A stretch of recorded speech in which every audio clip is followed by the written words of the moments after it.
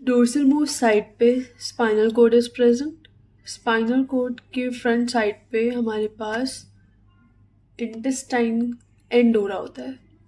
Intestine and हो रहा होता है, so there is anus, and in the front side we have testis and penis.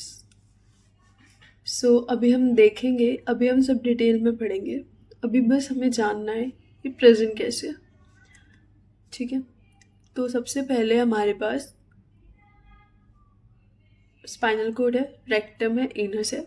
Then हमारे जो टेस्टिस हैं वो हमारी, हमने अभी बात की थी कि हमारे रिप्रोडक्टिव सिस्टम पेल्विक कैविटी में प्रेजेंट होते हैं, मतलब बॉडी के अंदर।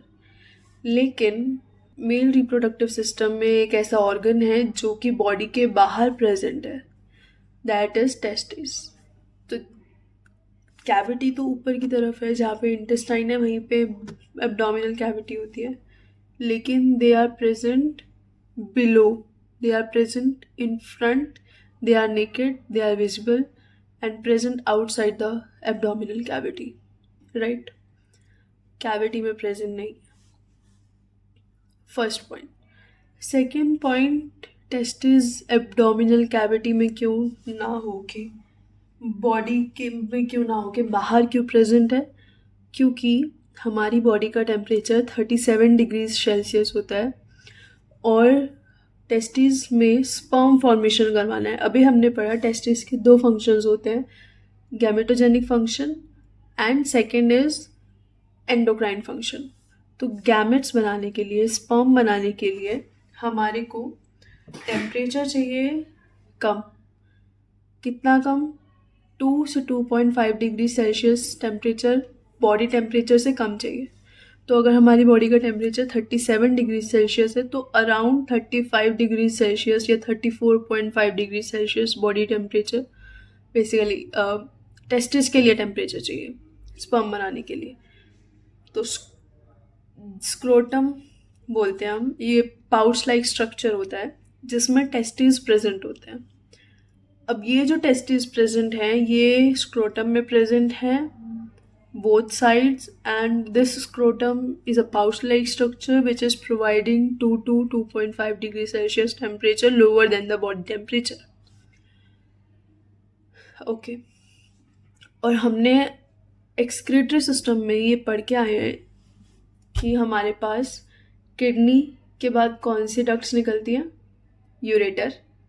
Ureter opens into urinary bladder जहाँ पे यूरिन स्टोर होता है, and then urinary bladder opens into urethra and through that urethra urine comes out.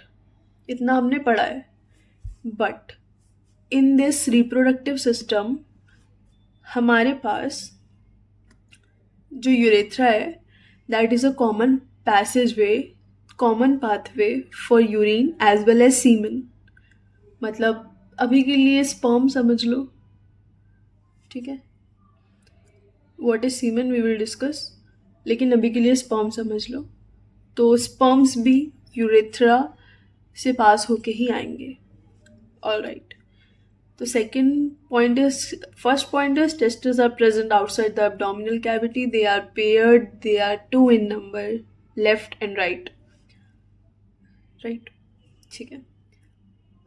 अब क्योंकि स्पर्म को भी यूरेथ्रा से ही पास आउट होना है तो यूरेथ्रा में स्पर्म के लिए भी एक ओपनिंग होगी। तो हाँ है, कैसे है वो डिस्कस करते हैं। सबसे पहले we have vas deferens. Vas deferens urinary bladder के आसपास से होते हुए बेसिकली उसे यूरेथ्रा तक पहुंचना है, तो उसके ऊपर से रैप करते हुए